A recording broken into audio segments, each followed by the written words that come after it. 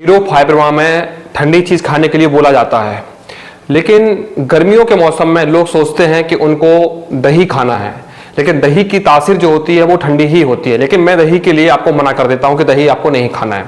दोस्तों, आपको नीरो फाइब्रमा के इलाज में खट्टा खाने के लिए भी मना किया जाता है, और दही की जो तासीर होती है वो ठंडी और खट्टी होती है।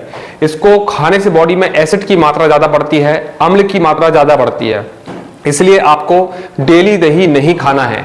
दही अगर आप डेली खाएंगे तो आपकी बॉडी में अम्ल ज्यादा बढ़ेगा, खटास ज्यादा बढ़ेगी, एसिडिटी ज्यादा बढ़ेगी, और एसिड ज्यादा बढ़ेगा तो एसिड का सबसे ज्यादा प्रभाव जो होता है वो स्किन के ऊपर ही होता है। आपने देखा होगा कि हम खट्टा खाते हैं तो हमको पिंपल होने लगते हैं, खुजली होने लगती है, या हमारा घाव पकने लगता है। तो इसीलिए नीरो फाइब्रमा में खट्टा खाने के लिए मना कर दिया जाता है, क्योंकि नीरो फाइब्रमा जो बीमारी है वो स्किन के ऊपर नर्व की बीमारी है। स्किन के ऊपर जो हमारे न्यूरॉन्स हैं उसके ऊपर सिस्ट पैदा जो होता है उसको नीरो फाइब्रमा बोला जाता है। लेकिन जब हम खट्टा खाते हैं तो सबसे ज्यादा प्रभाव जो होता है वो स्किन के ऊपर ही होने लगता है, तो खट्टा खाने के लिए इसलिए मना भी कर दिया जाता है। और आप दही अगर आप डेली खाएंगे तो आपकी बॉडी में अम्लता ज्यादा बढ़ेगी, एसिडिटी ज्यादा बढ़ेगी, तो आपको दही रोज नहीं खाना है।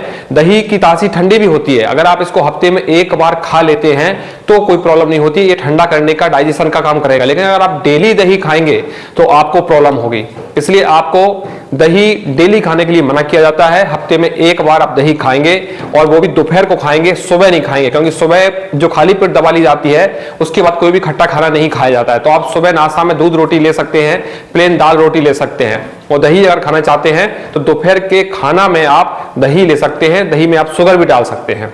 तो इन चीजों का ध्यान रखना है कि नीरो फाइब्रमा में आपको दही नहीं खाना है, गर्मियों में भी नहीं खाना है और सर्दियों में भी नहीं खाना है। इन चीजों को आपको ध्यान